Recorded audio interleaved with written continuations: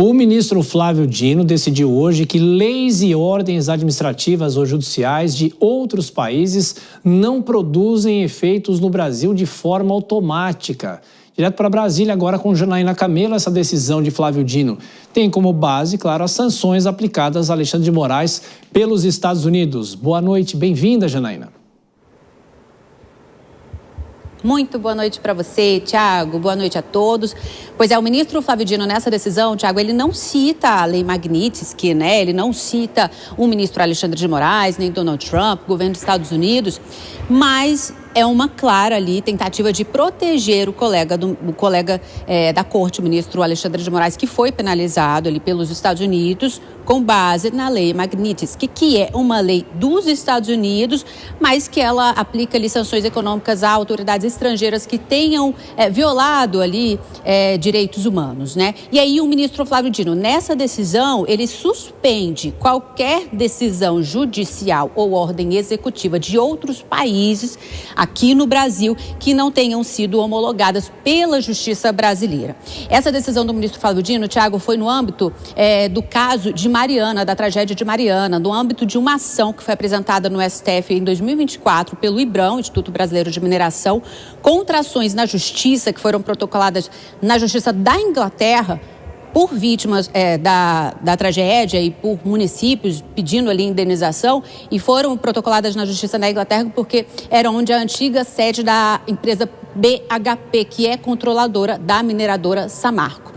Então foi no âmbito dessa ação que o ministro Flávio Dino tomou essa decisão, e aí nessa decisão o ministro diz o seguinte: ele determina, por exemplo, que transações, operações, cancelamentos de contratos, bloqueios de ativos, transferências para o exterior por determinação de Estado estrangeiro dependem de expressa autorização do STF, e ele encaminhou essa decisão ao Banco Central e a todas as outras entidades ali financeiras. E o ministro escreve nessa decisão que princípios constitucionais da soberania nacional e da igualdade entre os estados tornam inadmissível que o Estado brasileiro se submeta à jurisdição de outro país, uma vez que as nações são consideradas iguais e por isso não podem exercer julgamentos umas sobre as outras. Além disso, o ministro também convocou uma audiência pública para discutir esse assunto. Tiago, só para finalizar, o deputado federal Eduardo Bolsonaro, nas redes sociais, ele publicou um vídeo ironizando essa decisão do ministro Flávio Dino, dizendo que é óbvio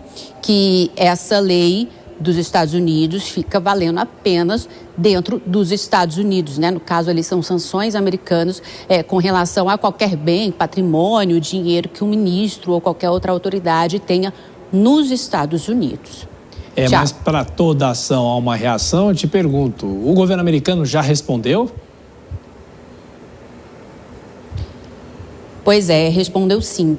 Por meio ali de uma publicação da Embaixada dos Estados Unidos no Brasil. A Embaixada disse o seguinte: a gente tem inclusive essa publicação, esse post para mostrar aí na tela. A Embaixada acusou o ministro Alexandre de Moraes de ser tóxico com quem pretende fazer negócios com o país norte-americano, com empresas legítimas e pessoas que tentam fazer negócios com os Estados Unidos. Nessa manifestação, a embaixada escreve que nenhum tribunal estrangeiro pode anular sanções impostas pelos Estados Unidos ou proteger alguém do que chamou de severas consequências de descumpri-las. E ainda fez novas ameaças. Disse que cidadãos americanos estão proibidos de manter relação comercial com Alexandre de Moraes e que cidadãos de outros países que oferecerem apoio ao ministro também podem ser alvos de sanções. Essa postagem, Thiago, é uma tradução de uma publicação no perfil do X do Escritório para Assuntos do Hemisfério Ocidental do Departamento dos Estados Unidos, que é o que equivale ao Itamaraty aqui no Brasil. Tiago. Bom, mais um capítulo, então, desse atrito do governo brasileiro, no caso, o judiciário com os Estados Unidos. Você volta daqui a pouquinho, Janaína. Chamar de novo as nossas comentaristas, a Deise Ocari e a Dora Kramer. Começo por você agora, Dora. O ministro Flávio Dino usa uma decisão de uma área ambiental para tomar essa decisão. De qualquer forma, é um recado do Supremo para o governo americano. A gente pode fazer essa leitura, Dora? Pode, não só pode como deve, porque é exatamente essa leitura, porque por mais esse post aí do Eduardo Bolsonaro dizendo que o ministro assenta o óbvio, sim, assenta o óbvio, mas é como é um simbólico, é como se o ministro, se o STF, se a gente falar Se a gente juntar isso com a entrevista que o Alexandre de Moraes deu ao Washington Post também, acho que vamos falar mais adiante dela, a gente tem aí o seguinte, o ministro Alexandre de Moraes não dá entrevista para ninguém, nem aqui, nem fora do Brasil, mas é muito sintomático a escolha desse momento. É como se o Supremo estivesse riscando traçando uma risca de giz que separa o que vai ser decidido no tribunal das ações do presidente Donald Trump na tentativa de influir nas decisões do Supremo, né? Então, é isso, não é nem uma indireta, é uma clara direta, uma clara sinalização, porque também não pode o Supremo ficar só emitindo notas e também não pode entrar numa briga. Qual é o instrumento do Supremo? Qual é o instrumento do Judiciário? São exatamente as decisões. E é uma decisão que não fere a lei. Ela pode, até do ponto de vista, sob o aspecto que se manifestou o Eduardo Bolsonaro, ela pode ser inócua, mas do ponto de vista da ação e da reação à qual você se refere, Tiago, ela é importante e tem sim essa leitura, é uma risca de giz. Pois é, Deise, há essa resposta dos Estados Unidos falando que o ministro Flávio Dino, ou o Supremo, né, de uma certa geral, há uma toxicidade em relação a tudo isso, mas de qualquer forma, aquelas reações ou aquelas retaliações que o ministro poderia sofrer aqui no Brasil, de bancos que atuam por aqui, aparentemente essas decisões não podem mais ser aplicadas a ele.